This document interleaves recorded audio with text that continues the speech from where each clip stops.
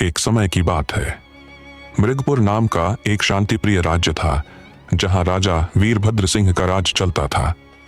यह राज्य इतना धार्मिक था कि वहां गायों को देवी की तरह पूजा जाता था। मगर एक रात ऐसी घटना घटी जिसने पूरे राज्य को दहशत में डाल दिया।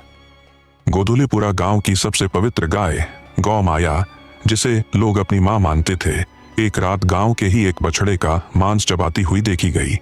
जिसने देखा उसके होश उड़ गए। गांव भर में हाहाकार मच गया।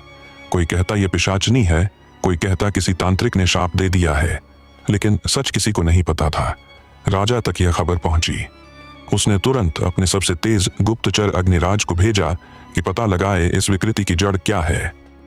अग्निराज गया, लेकिन फिर कभी वापस नहीं आया। राजा को संदेह हुआ कि यह केवल एक पागल गाय की बात नहीं, इसके पीछे कुछ गहरा रहस्य है। राजा स्वयं गोधुलीपुरा पहुंचा। दिन में गौमाया शांत थी, लोगों के पैरों में लेटती, पर रात आते ही उसकी आंखें लाल हो जाती, वह हवा में गुर्राने लगती और फिर किसी जानवर का शिकार करती। राजा ने तय किया कि वह इस रहस्य की जड़ तक जाएगा। गांव के पास एक पुराना जंगल था, महामाया वन। कहते थे वहां एक बहुत पुराना राजपथ हुआ करता था, जिससे राजा सोमकेत मंदिरों की यात्रा किया करते थे। लेकिन 100 साल पहले एक सन्यासी से विवाद के बाद राजा सोमकेत ने उसे अपमानित कर जंगल में फेंकवा दिया था। सन्यासी ने मरते समय शाप दिया था, जिस दिन राज्य की गाय मांस को छुएगी, उसी दिन सूर्यवंशी वंश का पतन शुरू होगा। राजा वीरभद्र सिंह को याद आया कि उसके पूर्वजों के समय में यह घटना कहीं न कहीं दर्ज थी। उसने उसी रात गौमाया का पीछा किया, जो जंगल की ओर जा रही थी। घना अंधकार, सन्नाटा और गौमाया की गुर्राहट। जैसे ही वह पुराने पेड़ों के बीच पहुंची, वहां जमीन हिली और एक दबा हुआ राजपथ प्रकट हुआ।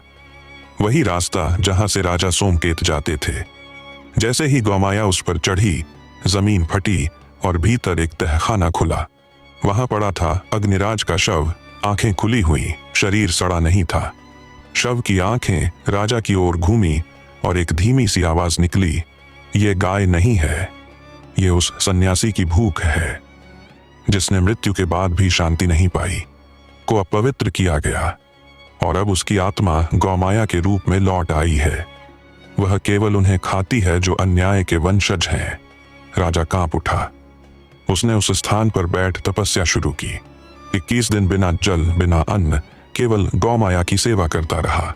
उसने गाय के सामने क्षमा मांगी, अपने पूर्वजों की गलती स्वीकार की। 21वें दिन गौमाया जंगल की ओर गई, राजपथ पर बैठी और वहीं गिरकर शांत हो गई। लोग समझे कि सब समाप्त हो गया, लेकिन उस रात एक बूढ़ा ब्राह्मण महल में आया। उसकी आंखों में वही चमक थी जो कभी उस सन्यासी की आंखों में थी। उसने राजा से कहा, तूने भूख को शांत किया है, आत्मा को नहीं। जब फिर कोई राजा धर्म से भटकेगा, गौमाया फिर जागेगी और इस बार वह केवल बछड़ा नहीं, पूरा राज्य खा जाएगी। कहते हैं आज भी पूर्णिमा की रात उस राजपथ के किनारे राजा वीरभद्र की समाधि से एक गाय की हंसी सुनाई देती है, पर वो हंसी इंसानी होती है और आंखें आग की तरह चमकती हैं।